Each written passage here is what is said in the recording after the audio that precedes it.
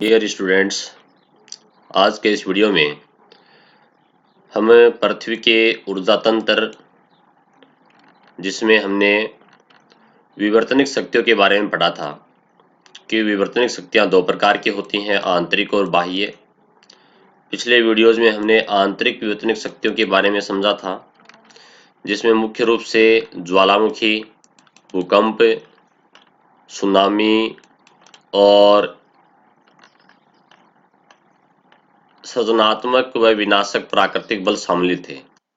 इसी प्रकार से जो बाह्य विवर्तनिक शक्तियां हैं उसको हमने दो भागों में बांटा था, अपक्षण की शक्तियां और दूसरा था अपर्दन की शक्तियां। अपर्दन की शक्तियों में हमने पहले बहती वायु की शक्ति के बारे में पढ़ लिया था और असमान वेग की हवाओं के बारे में पढ़ लिया था। अब हम बात करेंगे जल के बारे में, जिसमें 3 पॉइंट हैं। बहते जल की शक्ति, दूसरा है हिमनद और तीसरा है समुद्री धाराएं। इन 3 के बारे में हम आज विस्तार से समझेंगे। तो चलिए शुरुआत करते हैं हम बहते पानी की शक्ति से। जैसा कि आप जानते हैं, बहता हुआ पानी नदियों में होता है। तो चलिए देखते हैं, बहते पानी की शक्ति को आपने नदी के रूप में देखा होगा।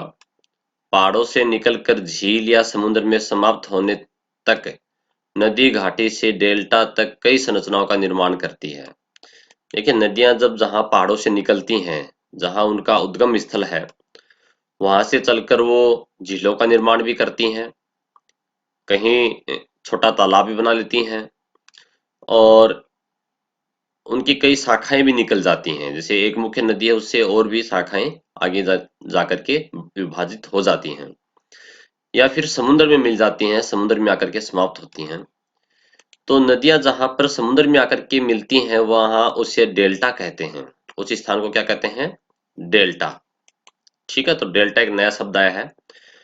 नदी जहां पर समुद्र में आकर के मिलती है, तो वो स्थान उसका डेल्टा कहलाता है। नदी का महत्व है उसमें बहने वाले पानी पर निर्भर करता है। कुछ नदियां मात्र बरसात में ही बहती हैं, यानी कि बारिश होने पर ही नदियां आती हैं। तो कुछ 12 महीने बहती हैं, जिन्हें 12मासी नदियां कहते हैं, चाहे बरसात हो या नहीं हो। तो जो 12 महीने नदियां बहती हैं, वो जो बर्फीला क्षेत्र है, जहां बर्फ जमी हुई होती है, उसके पिघलने से वो लगातार बहती रहती हैं। मानव सभ्यता के विकास में नदियों का महत्वपूर्ण स्थान रहा है। यानी कि मनुष्य सबसे पहले वहीं निवास करना शुरू किया था मनुष्य ने, जहां जल का स्रोत था, नदी थी, कोई तालाब था या कोई झील थी। ठीक है, उसके जीवन के लिए पानी था। ऐसी ही एक नदी सरस्वती के किनारे पर वैदिक सभ्यता का विकास हुआ था। ये महत्वपूर्ण प्रश्न बनता है कि वैदिक सभ्यता का विकास कौन सी नदी के किनारे हुआ था? तो सरस्वती नदी के किनारे हुआ था। ठीक है, छोटा क्वेश्चन बन सकता है यहाँ से। सरस्वती नदी किनारे कौन सी सभ्यता का विकास हुआ है? वैदिक सभ्यता का विकास हुआ था। बाद में सरस्वती नदी के बहाव में बदलाव आने पर वहां के लोगों को अन्य क्षेत्रों में जाकर बसना पड़ा। यानी कि नदी अपना क्षेत्र बदलती रहती है, अपनी दिशा बदल सकती है। नदी सरस्वती को पुनः खोजने के प्रयास चल रहे हैं। गंगा, यमुना व चंबल जैसी सदा बहने वाली नदियों के महत्व को भी सभी जानते हैं। अब देखिए, अपन ने बात की थी नदियां दो प्रकार की होती हैं, एक तो बरसात में बहने वाली और एक 12 महीने बहने वाली, यानी कि सदा बहने वाली।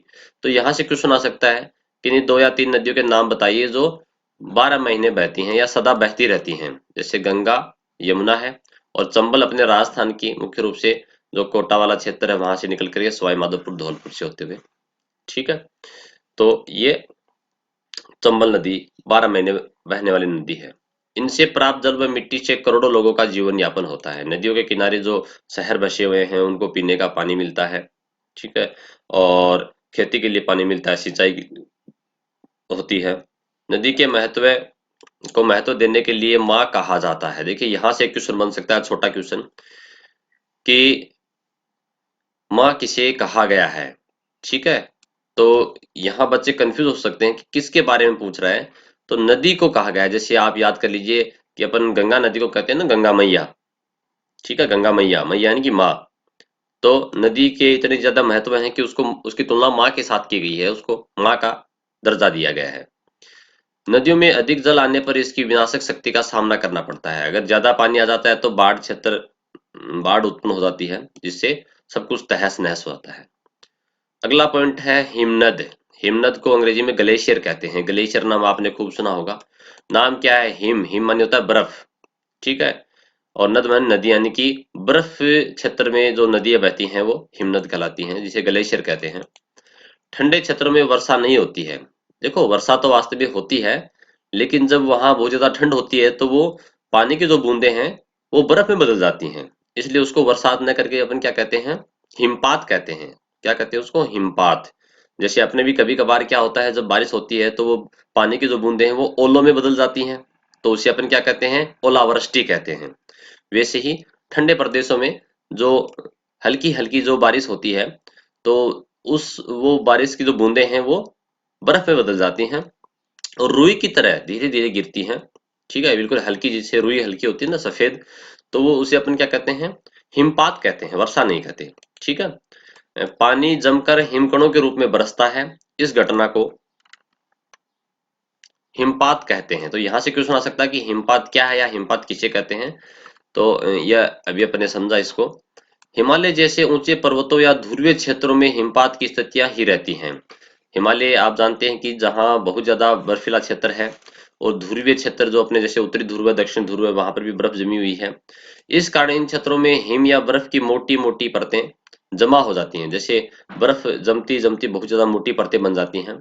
बाद में गुरुत्वाकर्षण बल के कारण बर्फ की पूरी परत धीरे धीरे नीचे की ओर खिसकने लगती है। यानी जैसे मान लीजिए यहाँ बर्फ की परत जमा हो गई, उसके ऊपर और परत जमा हो गई, फिर और परत जमा हो गई, क्योंकि वहां हर वर्ष बारिश होती रहती है, वह हिमपात होता रहता है, बर्फ ऊपर से नीचे गिरती है। तो ये गुरुत्वाकर्षण के बल के कारण नीचे की तरफ ये खिसकती रहती हैं, दबती रहती हैं। ठीक है, और एक कठोर बन जाता है। ठीक है। बर्फ परत के बहने को ही हिमनद या ग्लेशियर कहते हैं। अब देखो, ये जो बर्फ की परत बन गई है, अब जब ये चलना शुरू हो जाए, खिसकना शुरू हो जाए, ठीक है, ये बहनी अगर शुरू हो जाए तो इसे अपन ग्लेशियर कहते हैं। तो यहाँ बहुत इंपॉर्टेंट क्वेश्चन बनता है कि ग्लेशियर किसे कहते हैं। तो बर्फ परत के बहने को ही हिमनद या ग्लेशियर कहा जाता है। ठीक है, जो महत्वपूर्ण बातें हैं वो आपको मैं बता रहा हूँ, साथ साथ उनको याद करते रहिएगा। हिमनद की गति कम होने के कारण इसके प्रभाव को नदी के प्रभाव की तरह तत्काल नहीं देखा जा सकता। यानी कि बहुत धीमी गति से खिसकती है, क्योंकि बहुत बड़ा बर्फीला क्षेत्र है जो एक साथ खिसकता है, धीरे धीरे गति करता है। मगर दीर्घकालिक प्रभाव बहुत देखने को मिलते हैं, लेकिन आगे चल करके इसके प्रभाव बहुत ज्यादा मिलेंगे देखने को। हिमनदों के विशाल आकार के कारण इसकी शक्ति बहुत अधिक होती है, क्योंकि पूरा एक पहाड़ का पहाड़, बर्फ का पहाड़ जो है वो खिसकता है। मार्ग में रुकावट बनने वाली चट्टानों को पीस कर मैदा जैसे बारीक कर देता है, क्योंकि बहुत ज्यादा वजन होता है बर्फ के पहाड़ में, और बीच में कोई चट्टान आती है जब ये चलते हैं ग्लेशियर, तो वो चट्टान भी बिल्कुल आटे की तरह, जैसे मैदा होती है ना अपना, ठीक है, मैदा जो अपने जो चना है, चने के पाउडर को अपन मैदा कहते हैं, ठीक है, उसकी तरह बिल्कुल पाउडर बन जाता है चट्टान का, इतनी ताकत होती है। गंगा व यमुना हिमनदों से निकलने वाली नदियां हैं। बहुत इंपॉर्टेंट लाइन है यहाँ से देखो। गंगा व यमुना नदियां कहाँ से निकलती हैं? ग्लेशियर से निकलती हैं। हिमनदियां नहीं, कि ग्लेशियर से निकलती हैं, इसी कारण से ये वर्ष भर बहती रहती हैं। ठीक है, क्योंकि पानी जो है वो, इनका बर्फ का पानी धीरे धीरे पिघलता रहता है और ये पूरे वर्ष भर बहती रहती हैं। आजकल विश्व के औसत तापक्रम में वृद्धि हो रही है। देखो, धीरे धीरे पृथ्वी का तापमान बढ़ रहा है, इसे ग्लोबल वार्मिंग कहते हैं। बहुत इंपॉर्टेंट लाइन है, यहाँ से क्वेश्चन आ सकता है। ग्लोबल वार्मिंग क्या है? कि पृथ्वी के औसत तापमान में वृद्धि होने को ही ग्लोबल वार्मिंग कहा जाता है। ठीक है, ये प्रदूषण के कारण हो रहा है। और अगर पृथ्वी का तापमान बढ़ेगा तो ग्लोबल वार्मिंग के कारण हिमकम बन रहा है, मगर पिघलता अधिक है। यानी कि बर्फ तो कम बन रही है, लेकिन वो पिघल ज्यादा रही है। और बर्फ ज्यादा पिघलेगी, तापमान बढ़ेगा तो बर्फ पिघलेगी। बर्फ पिघलेगी तो क्या होगा? नदियां, जो उनसे नदियां निकलती हैं, उनका पानी का स्तर बढ़ जाएगा, बाढ़ की स्थिति बन जाएगी। ठीक है, और समुद्र का स्तर भी बढ़ना शुरू हो जाएगा। जो समुद्र के किनारे तटीय क्षेत्र में जो लोग बसे हुए हैं, वो क्षेत्र पानी में डूबना शुरू हो जाएगा, क्योंकि समुद्र का लेवल भी बढ़ेगा। ठीक है, इससे हिमनदों का आकार सिकुड़ने लगा है, यानी कि हिमनद जो ग्लेशियर है वो छोटे होने लगे पिघलने के कारण। हिमनदों का पानी बहकर समुद्र आ जाने से समुद्र की सतह ऊपर उठती जा रही है। समुद्र का किनारा जो है वो पानी अधिक आने के कारण ऊपर उठ रहा है, जिसके कारण जो तटीय क्षेत्र हैं वो डूब रहे हैं। इससे समुद्र के किनारे बसे कई शहरों को धीरे धीरे जल में समा जाने का खतरा बढ़ता जा रहा है, और ऐसा होगा भी, धीरे धीरे ये समुद्र किनारे जो तटीय क्षेत्र हैं वो डूबते चले जाएंगे। भारत का इसका एक एग्जाम्पल बताया गया है। देखो, भारत का द्वारका शहर प्राचीन काल में कई बार जल में डूब चुका है। द्वारका जो अपने श्री कृष्ण भगवान से संबंधित है, ठीक है। तो द्वारका जो शहर है वो भी समुद्र किनारे बसा हुआ है, कई बार डूब चुका है, और हर बार नया बसाया जाता है, यानी पीछे उसको थोड़ा सा पीछे खिसक करके और दोबारा शहर बसा लेते हैं। पुरानी द्वारकाओं को जल के अंदर खोज लिया गया है, यानी कि पुराना जो शहर है जो कि जल में डूब चुका है, वो भी अब समुद्र में देखने को मिलता है। और अंत में अपन पढ़ेंगे समुद्री धाराएं, जो कि ये भी जल के बारे में ही है। जल का अधिकांश भाग समुद्र में निहित है, यानी कि अधिकांश समुद्र, बड़े बड़े समुद्र हैं, महासागर हैं, ठीक है। अपने विशाल आकार के कारण समुद्र सदैव एक ही तरह के दिखाई देते हैं, यानी कि समुद्र में मूवमेंट ज्यादा नहीं होता है, क्योंकि नदियां तो अपना स्थान, अपनी दिशा बदलती रहती हैं। तो समुद्र जो है वो स्थिर से दिखते हैं अपन को, लेकिन स्थिर होते नहीं है, इनके अंदर भी लहरें उठती हैं। नदी की तरह बाढ़ या सूखे जैसी स्थिति समुद्र में देखने को नहीं मिलती है। ऐसा नहीं होता कि अचानक बाढ़ आ गई या अचानक नदी सूख गई। इस कारण समुद्र को शांत कहा जाता है। समुद्र को शांत क्यों कहा जाता है, यहाँ से क्वेश्चन बन के आ सकता है कि क्या कारण है कि समुद्र को शांत कहा जाता है। तो अपन को ये लिखना है, नदी की तरह बाढ़ या सूखे जैसी स्थिति समुद्र में देखने को नहीं मिलती है, इसलिए समुद्र को शांत कहा जाता है। वैसे समुद्र शांत नहीं होता है। अगर समुद्र के अंदर सुनामी आ जाए, ठीक है, तूफान चक्रवात आ जाए, तो बहुत बड़ी तबाही मचाता है। गहराई से देखने पर समुद्र जल में शक्ति देखने को मिलती है। समुद्री जल में भी शक्ति होती है। वायु के प्रभाव से समुद्र जल को लहरों के रूप में ऊपर नीचे आते देखा होगा। समुद्र में लहरें उठती हैं। भूकंप या ज्वालामुखी फटने पर, तूफान आने पर समुद्री लहरें घातक हो जाती हैं। अगर समुद्र में भूकंप आ जाए तो वो सुनामी का रूप ले लेता है, और समुद्र में ज्वालामुखी भी फट सकता है, जिसके कारण तूफान की तरह, चक्रवात की तरह लहरें उठती हैं। समुद्री जल में शक्ति का दूसरा रूप समुद्री धाराओं में मिलता है। समुद्र की जो धाराएं हैं, जो लहरें बहती हैं, वो भी शक्ति का रूप है। समुद्री धाराओं को समुद्र में बहने वाली नदी भी कहा जा सकता है। इंपॉर्टेंट लाइन है कि समुद्री नदी किसे कहा जाता है, यानी कि समुद्र में बहने वाली जो धाराएं हैं, ठीक है, जो लगातार एक ही दिशा में चलती रहती हैं, समुद्री धाराएं, तो आपको देखने पर ऐसा लगता है कि समुद्र के अंदर कोई नदी बह रही है, ठीक है। इससे एक निश्चित दिशा में जल निरंतर बहता रहता है, एक ही दिशा में जल बहता रहता है। कहीं समुद्री धाराओं में गर्म जल बहता है तो कहीं ठंडा जल बहता है। ये जो समुद्री धाराएं जो नदी के रूप में बहती हैं, कहीं ठंडा तो कहीं गर्म। समुद्री धाराओं में के बहने का कारण ढाल नहीं होकर तापांतर, तापक्रम अंतर, घनत्व में अंतर होता है। अब ये देखो, अगर जो हवा बहती है वो तो बहती है तापमान में अंतर के कारण, परंतु समुद्र के अंदर जो पानी बहता है उसमें ढाल भी नहीं है। नदी तो ढाल की तरफ बहती है, परंतु समुद्र की नदी के बहने का कारण क्या है, बहुत इंपॉर्टेंट है। वो है तापमान में अंतर और घनत्व में अंतर के कारण, ठीक है। इस कारण से धाराएं बहती हैं। इन धाराओं का मानव जीवन पर बहुत बहुत अधिक प्रभाव पड़ता है। गर्म धाराएं क्षेत्र को गर्म, तो ठंडी धाराएं ठंडा कर देती हैं। जिस क्षेत्र में गर्म धाराएं बहेंगी वहां क्षेत्र गर्म हो जाएगा, और जहां ठंडी बहेंगी वो क्षेत्र ठंडा हो जाएगा। गर्म धारा पर से गुजरने वाली हवाएं अपने साथ बहुत नमी लेके आती हैं, नमी ले जाती हैं, नमी, ठीक है। जो ऊंचे स्थानों पर जब ये नमी होगी तो क्या होगा, वर्षा होगी। ऊंचे स्थानों पर वर्षा का कारण होता है। जिन स्थानों पर गर्म व ठंडी धाराएं मिलती हैं, देखो यहाँ भी बहुत इंपॉर्टेंट बात आ रही है, जहां गर्म धारा और ठंडी धारा समुद्र में एक साथ मिल जाएंगी, ठीक है, वहां बहुत तापांतर पैदा हो जाएगा, क्योंकि गर्म का तापमान ज्यादा होता है, ठंडे का तापमान कम होता है, तो तापमान में अंतर ज्यादा हो जाएगा। तो तापांतर ज्यादा होने के कारण क्या होगा, जो हरिकेन या टाइफून जैसे तूफानों को जन्म देते हैं। यानी कि समुद्र में जो तूफान आते हैं, ये नाम है हरिकेन नाम का तूफान, टाइफून नाम का तूफान। तो ये तूफान किस कारण से उत्पन्न होता है, गर्म और ठंडी जल धाराओं के मिलने के कारण जो तापांतर जो पैदा होता है उसके कारण ये होता है। ये इंपॉर्टेंट लाइन है, यहाँ से एग्जाम में क्वेश्चन आ सकता है कि हरिकेन या टाइफून जैसे तूफान किस कारण से पैदा होते हैं। तो आपको लिखना है, जिन स्थानों पर गर्म व ठंडी धाराएं मिलती हैं वहां बहुत तापांतर पैदा हो जाता है, जिसके कारण हरिकेन और टाइफून तूफान उत्पन्न होते हैं। जहाजों के संचालन व समुद्री जीवन, जीवों को जीवन पर धाराओं का बहुत प्रभाव पड़ता है। यानी कि जो जहाज बहते हैं पानी के अंदर, वो भी धाराओं के साथ बहते हैं, और समुद्री जीव जो है वो भी उसी के अनुसार गति करते हैं। ज्वार भाटे के रूप में, देखो ज्वार भाटा क्या होता है, समुद्र में उठने वाली जो तेज लहरें हैं वो ज्वार भाटा है। ज्वार ऊपर की तरफ उठता है, भाटा वापस नीचे की तरफ आता है। समुद्र का पानी ऊपर उठता है, फिर नीचे, फिर ऊपर उठता है, फिर नीचे, इसे ज्वार भाटा कहते हैं। तो ज्वार भाटा किस कारण से उत्पन्न होता है, ये भी इंपॉर्टेंट क्वेश्चन बन सकता है। ज्वार भाटे के रूप में समुद्र जल में बड़ी मात्रा में शक्ति का संचार होता है। अब ये यहाँ पर इसका कारण बता रहा है कि ज्वार भाटा किस कारण से उत्पन्न होता है, जो कि बोर्ड एग्जाम की दृष्टि से इंपॉर्टेंट है। ज्वार भाटा सूर्य व चंद्रमा के एक सिध में होने पर होता है। ऐसा होने पर समुद्री जल पर गुरुत्वाकर्षण बल बहुत बढ़ जाता है। यानी कि चंद्रमा जो है वो पानी को अपनी तरफ खींचता है, सूर्य भी अपनी तरफ खींचता है। तो चंद्रमा और सूर्य जब पानी को अपनी तरफ खींचेंगे तो ये ऊपर की ओर जाएगा। चंद्रमा का गुरुत्वाकर्षण बल और सूर्य का गुरुत्वाकर्षण बल, ये दोनों एक साथ समुद्र के पानी को ऊपर की तरफ खींचते हैं, तो पानी कहाँ उठेगा, ऊपर की तरफ उठेगा। लेकिन ये ऊपर नहीं जा पाता है, वापस पृथ्वी का गुरुत्वाकर्षण बल इसको नीचे की तरफ खींच लेगा। ठीक है, फिर ऊपर की तरफ उठेगा।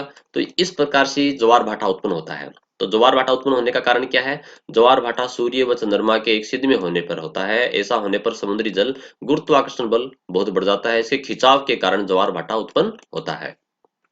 ठीक है, हमने देखा कि विभिन्न शक्तियां निरंतर कार्य करते हुए इस धरती को जीवंत बनाए रखती हैं। देखो, पानी है, हवा है, ठीक है, जो अपने ज्वालामुखी है, आंतरिक शक्तियां, सुनामी है, भूकंप है, ये सब के बारे में पढ़ा अपने, विवर्तनिक शक्तियों के बारे में। तो कुछ शक्तियां विनाशकारी हैं और कुछ शक्तियां जो है वो निर्माणकारी हैं, सृजनात्मक हैं। ठीक है, आज मानव इन शक्तियों के उत्पन्न होने के कारणों के विषय में बहुत अधिक जान चुका है। किस कारण से उत्पन्न होता है, ज्वालामुखी कैसे होती है, तूफान कैसे आते हैं, इनके बारे में सारी खोज हो चुकी है। इन पर निरंतर नजर रखकर तूफान, वर्षा आदि की भविष्यवाणी भी कर सकते हैं अपन। जो सैटेलाइट उपग्रह जो छोड़े गए हैं उनके कारण अपन भविष्यवाणी भी कर सकते हैं। मानव ने जब प्रकृति को समझने का प्रयास प्रारंभ किया तो प्रकृति प्राकृतिक शक्तियों के प्रभाव देखकर बहुत अधिक प्रभावित हुआ होगा। पहले तो क्या था, नॉलेज नहीं था, तो सोचते थे कि ये तो कोई विपदा, कोई किसी कारण से, किसी देवता के कारण हुआ है, ठीक है ना, ऐसे मानते थे, जो कि गलत है, ऐसा कुछ नहीं है। प्राकृतिक शक्तियों के पीछे का कारण मानव को कारण का ज्ञान मानव को नहीं था, उस समय नहीं था, लेकिन आजकल तो खोज हो चुकी है, उपकरणों के माध्यम से अपन पता कर लेते हैं। आप जानते हैं कि प्रश्नों को हल खोजना ही विज्ञान है।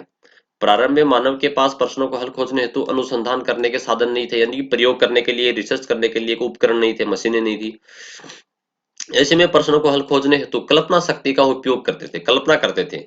ठीक है, जब आप जैसे किसी बच्चे को अपने पिता से पूछा होगा कि हवा को कौन चलाता है, तो बच्चे की जिज्ञासा शांत करने के लिए पिता ने पवन देवता का नाम बता दिया होगा कि पवन देवता है वो चलाता है, जबकि ऐसा नहीं होता। वास्तव में क्या है, वायुदाब में अंतर के कारण पवन चलती है। ठीक है, इसी प्रकार विश्व के विभिन्न भागों में अन्य देवताओं व असुरों की उत्पत्ति होती चली गई है। ठीक है, इसको जोड़ दिया गया है अंधविश्वास से, वास्तव में ऐसा नहीं होता है।